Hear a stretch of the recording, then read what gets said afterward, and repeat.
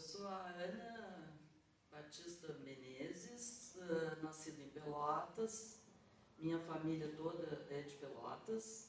Nasci em 16 de julho de 53. Meu pai era Francisco de Paula Quintini Batista e minha mãe Odete Alves Batista.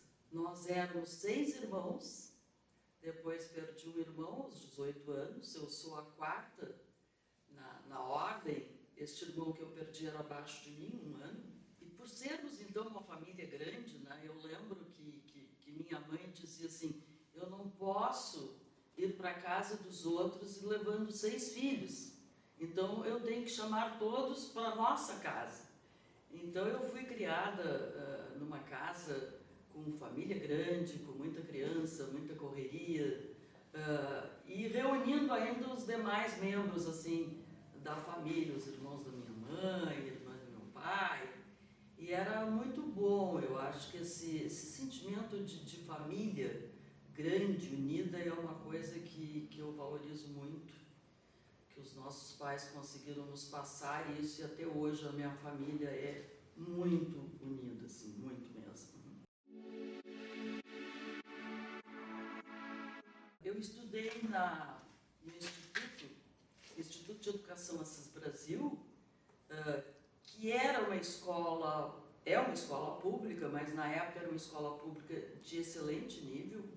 Todos nós estudamos, todos nós irmãos estudamos no Assis Brasil, porque na época aceitavam homens e mulheres no primário, né? E era uma farra aquilo, né? Porque eram vários irmãos, a mãe tinha uma caminhonete grande, todos nós entrávamos na caminhonete e íamos para o Assis Brasil. E a minha mãe lecionou também lá. Então saía a família toda, né? Eu tenho as melhores lembranças do Assis Brasil. Eu estudei até o secundário, até antes de entrar para a faculdade, eu estudei no Assis Brasil. Fiz toda essa minha formação de primeiro e segundo grau. Eu não pensava em fazer medicina. Eu tinha um avô, por parte de mãe, médico, pediatra, tinha um tio, também irmão da minha mãe, médico, anestesista, depois tive um primo, irmão, que seguiu anestesia também. A minha mãe, o sonho dela era ser médica, o que na época era muito difícil. Então o meu avô permitiu que ela fizesse um curso de enfermagem apenas, que por ocasião da guerra e tudo ela conseguiu ajudar algumas pessoas, mas assim, ela sempre teve muito jeito, eu achava, para tratar das pessoas, para qualquer um que tivesse doente na família, sempre era a minha mãe, que era a pessoa que respondia, que fazia, que ajudava. Então assim, isso eu tenho bem na minha mente, assim, mas não pensava que faria medicina. Inclusive, depois do ginásio, que na época se chamava primário, depois ginásio, e depois vinha o científico, o clássico ou o magistério. E o Instituto de Educação Assis Brasil era uma escola clássica para o magistério, né? E eu entrei no magistério, ainda sem saber que faculdade eu faria depois, mas achando que seria mais alguma coisa ligada a, enfim, filosofia, inglês, português, alguma faculdade de letras ou outra qualquer, e não que fosse medicina. Eu estava no 3º ano do magistério, só teria depois o estágio, e não sei bem porquê, mas decidi fazer medicina. E lembro que os meus pais e todos disseram assim, mas tu não estudaste as cadeiras básicas, porque naquela época separava, né? Quem ia para determinadas faculdades tinha um tipo de segundo grau, quem ia para outras era um outro, ou era científico, enfim. O clássico. O clássico, e eu digo, não, mas eu acho que eu estudo, né? Em algum cursinho, alguma coisa, e farei vestibular, vou tentar, né?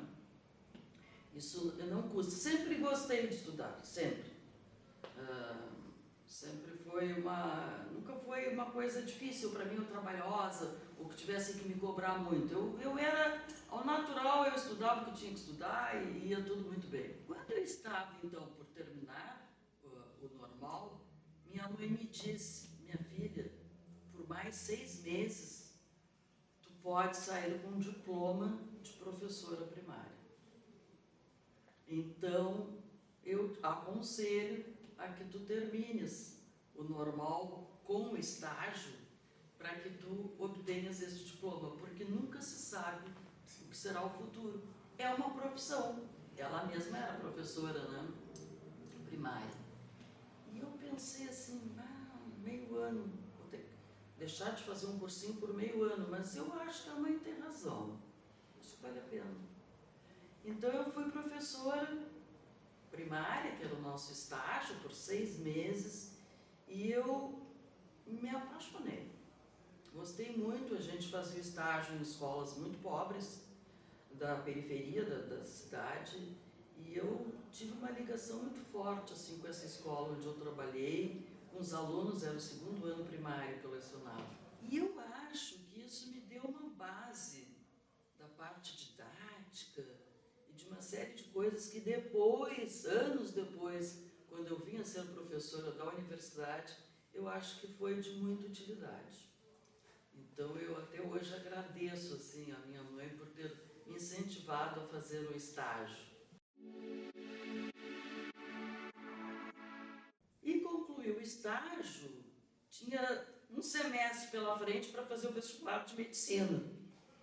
E aí eu disse, mãe, eu estou achando que, eu não sei se cursinho de meio ano naquela época tinha em Pelotas, não lembro bem, mas eu disse, eu acho que tem que ser Porto Alegre, este cursinho. E meus pais sempre tentavam nos ajudar em todos os sentidos, não que tivessem recursos financeiros para certas coisas, mas dentro do possível, né, e que estivesse de acordo com o que a gente queria. Então ela me trouxe para Porto Alegre e eu lembro que eu fiquei num pensionato de freiras e que só aceitavam pessoas idosas neste pensionato. Era um pensionato assim particular. E quando a minha mãe bateu lá e foi conversar com a responsável, ela disse, não, mas aqui, e mostrou, é a minha filha que está aqui, eu tinha 17 anos na época. E ela gostaria, nós queríamos que ela ficasse hospedada aqui. E ela disse, não, mas aqui são só pessoas velhas, assim. Mas a minha mãe, ela tinha um poder, sabe, de convencer as pessoas. Ela tinha uma empatia muito grande, né? Todos gostavam muito da minha mãe. E daí a meia hora eu vi a freira dizendo para minha mãe, pode deixá-la. Então eu fiquei num quarto, era um quarto sozinha para mim. E aí houve também uma relação minha com essas senhoras muito grande. Eu fiquei como a filha, a neta, a jovem no meio de tantas pessoas carentes, sem às vezes muita companhia. Eu conversava com elas. Eu lembro que depois, quando eu fiz vestibular, eu ainda me comuniquei com elas, com algumas dessas pessoas por muito tempo. Ficaram sabendo, inclusive, do vestibular, o resultado. E depois, em vindas a Porto Alegre, eu ainda fui lá neste lugar para visitá-las. Foi uma experiência maravilhosa. Eu fazia o cursinho, era o Mauá, que diziam que era um dos melhores, né? Então eu fiz o cursinho por meio ano. Nunca me ofereceram, por falta de recurso, para eu fazer vestibular em uma universidade privada. Já existia universidade católica em Pelotas, porque a Universidade Federal, a UFPEL, que é onde eu estudei, e a católica, elas foram criadas no mesmo ano. Então existia a possibilidade de fazer uma católica, mas era paga. E a Universidade Federal, onde eu entrei, era no início uma mensalidade que era muito, muito pequena, porque ela não era ainda totalmente federalizada, mas em seguida foi federalizada. Isso que eu fiz vestibular. Aí eu passei, então, também ninguém pensou em me dizer faz em Porto Alegre, não, era Pelotas, né? Sim. E eu me sentia muito confortável. Acho que naquela época as coisas eram diferentes, os jovens não saíam de casa, ficavam morando com os pais, Sim. com as famílias, até realmente terem um diploma e poderem fazer uma carreira profissional, então. Aí que às vezes saiu. Mas para mim não era problema nenhum, né? Sim. Era muito bom. Então eu entrei na faculdade, este meu tio ainda foi meu professor, o anestesista, meu avô era de Jaguarão, foi pediatra por um tempo em Pelotas, mas a clientela dele era toda mais em Jaguarão, não teve vida acadêmica. Mas este meu tio, sim, e foi meu professor de farmacologia. Então eu entrei na faculdade e eram todas as pessoas assim conhecidas, porque naquele ano houve uma mudança no vestibular e os meus colegas quase que todos eram de Pelotas, já não eram pessoas de fora. Então foi muito interessante, eu fiz, muitos eu conhecia, outros eu conheci depois, e os professores eram médicos de Pelotas, também conhecidos, né? Porque como eu tinha médico na família, conhecia vários daqueles médicos e professores. E assim gostei muito, iniciei a faculdade, gostei muito, o ensino na UFPEL era excelente, ainda é, mas na época a UFPEL era uma das faculdades, universidades que se destacavam bastante, né, até porque não tinha muita faculdade de medicina naquela época. Quarto ano da faculdade, eu tive um professor, já no terceiro, mas principalmente no quarto ano, que era pneumologista, né, Paulo Centeno. E ele tinha uma didática excelente. E eu fiquei muito ligada na área da pneumologia, principalmente através desse professor. As aulas dele eram brilhantes, né? E era uma pessoa interessante, porque ele não tinha uma grande formação, mas ele, como professor, era excelente, melhor do que outros que tinham tido uma formação bem maior. Ele era de Porto Alegre, mas trabalhava em Pelotas. E eu, assim, me interessei muito pela área clínica, né, da parte do aparelho respiratório. Então, comecei a me interessar, acompanhei esse professor, já havia acompanhado outros de outras áreas, mas essa é a área que mais me tocou, assim, a questão da respiração, né? Esse mecanismo todo da respiração, do ar que entra, do ar que sai. Eu me apaixonei pela fisiologia da respiração. A fisiologia do aparelho respiratório, dos pulmões, é muito bonita. A troca de gases, do oxigênio, do CO2. Então eu me encantei, sempre gostava muito da fisiologia, ou fisiopatologia.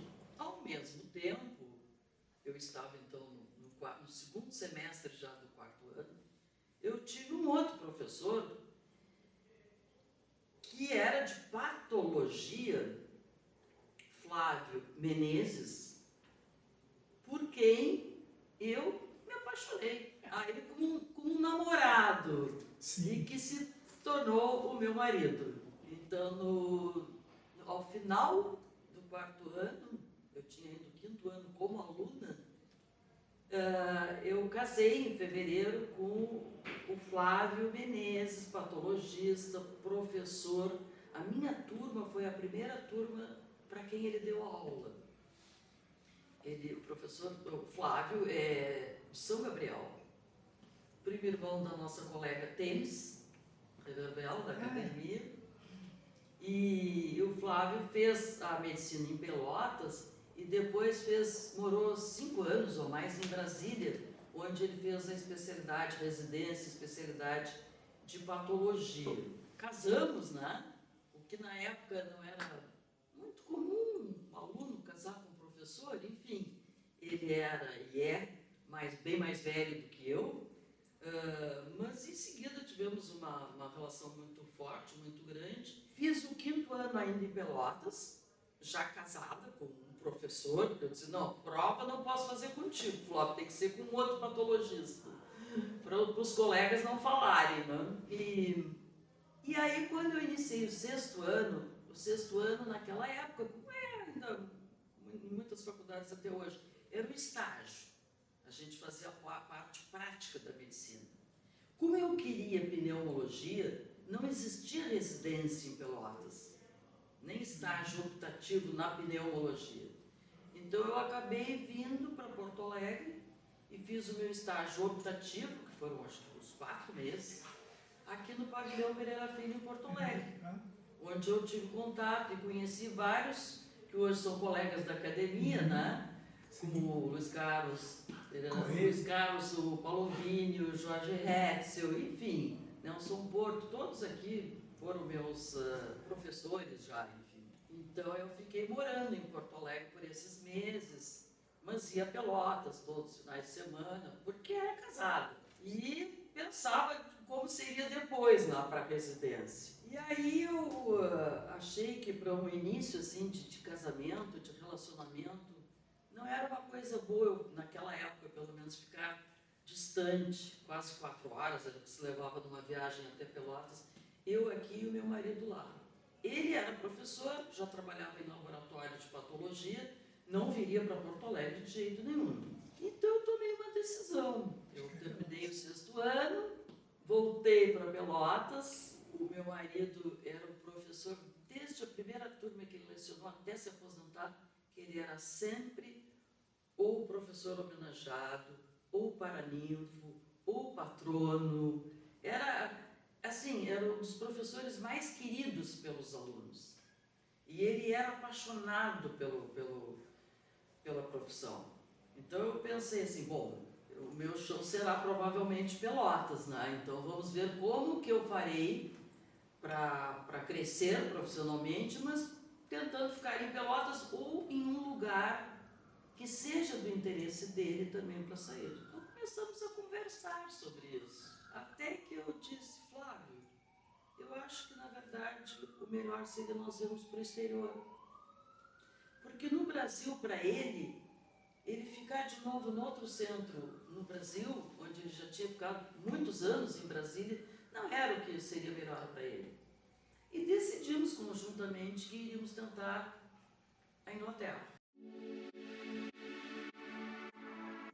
Antes um pouco disso, eu me formei em 77. Em 78, eu estava ainda decidindo o que faria. Fui chamada pelo diretor da Faculdade de Medicina e fui contratada como professora. O que na época era bem diferente de hoje, né? Então, eu com o meu currículo da faculdade, com o meu estágio aqui em pneumologia, fui contratada para ser professora e trabalhar com o Dr. Centeno na disciplina de pneumologia. Mas é claro que quando eu iniciei, eu lembro das primeiras aulas, eu saía chorando. E chegava perto do meu marido e dizia, Flávio, eu preciso de muito mais coisa para ser uma professora boa. O que eu sei não é suficiente. Ele dizia, calma, vai chegar onde tu queres. E assim fomos indo. E ao final de 78, conversando com o diretor da faculdade, eu disse para ele, eu já tinha dito quando ele me contratou, eu quero sair.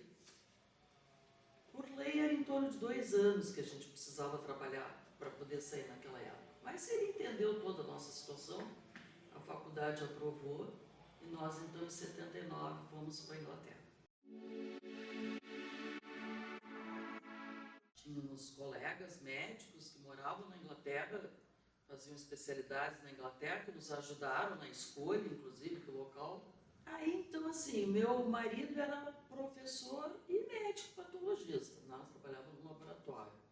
Eu, recém tinha entrado como professora, saía ganhando o meu salário de professora, mas não era muito fácil viver na Inglaterra nessa época com isso.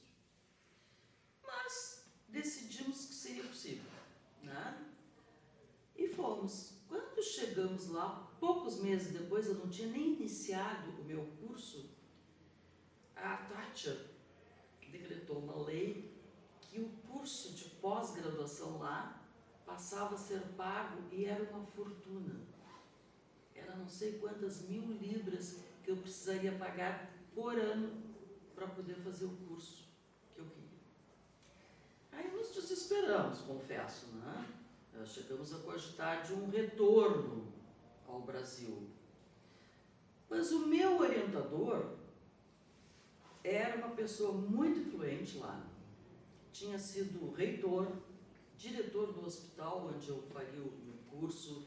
Era uma pessoa assim, muito sensível, tinha muito conhecimento de pessoas da América Latina, que iam para lá para estudar. E eu, depois de ter conversado tudo com ele, do que eu pretendia fazer lá, eu disse, professor Jack Hall, o nome dele, eu acho que nós não vamos conseguir ficar aqui, porque não há como pagar essa taxa da universidade daqui. E ele entendeu que, na verdade, havia tido uma mudança. Nós não fomos assim, vamos e lá a gente vê. Não, a gente foi porque era um regime e mudou. E eu pensei assim, bom, quem sabe o professor, né, consegue alguma bolsa, alguma coisa, e ensina. Ele conseguiu, fiz entrevistas e coisas, e conseguimos então uma bolsa do British Council lá, que pagava exatamente as taxas, que era o nosso problema, porque a gente conseguiria se manter, né? Bom, aí então foi aquela alegria. Então, vamos ficar e vamos iniciar aí, eu queria fazer o Master of Philosophy, que é semelhante ao mestrado, né, em pneumologia. Então, aí veio a etapa Inglaterra. Eu cheguei na Inglaterra grávida já. Aí eu digo, Flávia, e agora? Como é que eu vou encarar o meu professor? Eu disse para ele, olha, mas agora é uma coisa diferente, mas é uma gravidez para eu fazer meu curso, tudo. Porque não tem recursos na Inglaterra no sentido assim, de não se tinha família lá, né? Era difícil eu criar uma filha num outro país e ainda estudar como eu queria. Mas eu me enchi de coragem e fui conversar com o meu professor. E quando eu contei para ele muito naturalmente me disse assim, Ana, eu preciso saber de uma coisa, tu queres fazer o aborto? Porque eu preciso providenciar para o quanto antes. E eu fiquei olhando para ele. E acho que as lágrimas começaram a correr. E ele se deu conta, né? E disse assim, eu sei que no país de vocês não é comum, aqui para nós na Inglaterra é legal, a gente aceita muito bem, mas claro que se tu quiseres continuar com a gravidez, isso para mim é prioridade, ou seja, eu preciso saber disso, o que vocês querem para eu poder tomar as providências. Quando eu disse para ele, não, eu quero ter o neném. E ele disse, pô, não tem problema. Na mesma hora, na época tudo por cartas. Ele escreveu já para o obstetra, já para me atender, e eu já fui encaminhada, e a partir daí, então, foi uma gravidez tudo acompanhado por lá, mas graças à ajuda dele. E lá nós ficamos, né, até 83, quando a gente retornou. Voltamos em 83. Aí eu me apresentei diretamente na faculdade de medicina, já comecei de imediato a dar aulas, a frequentar o ambulatório, o hospital, porque naquela época nós tínhamos um regime de trabalho de 40 horas. 40 horas era o seguinte, tu trabalhavas nas 40 horas, mas tu poderias ter um outro emprego, como consultório. Não era o que se chama hoje de dedicação exclusiva. Certo. Então eu trabalhava 40 horas, tinha consultório, pela faculdade eu atendia o hospital também, e pacientes do consultório também.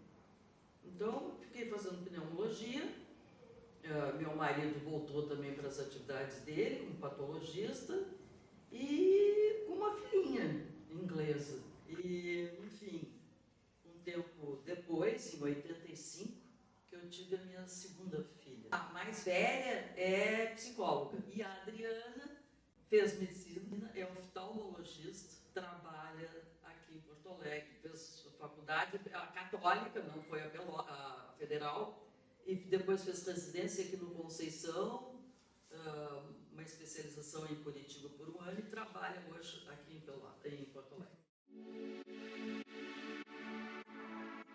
Então eu fazia essa parte de clínica, né? Depois, retornei ao Brasil. Fiquei fazendo clínica por um tempo.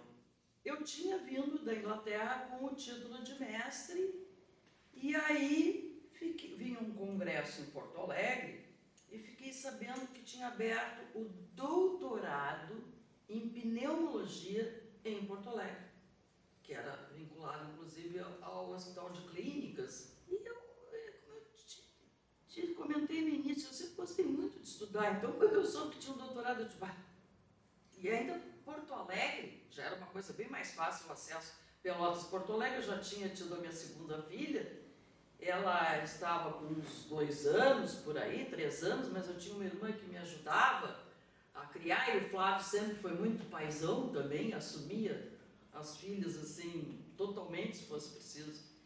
E eu digo, Flávio, eu vou fazer o doutorado em Porto Alegre. Então, conversei com o Dr. Palombini, com o professor Mário Rigato, e quase que de imediato iniciei o doutorado. E aí, eu não comentei antes, mas lá no meu trabalho de mestrado, eu trabalhei muito com a parte de fisiologia.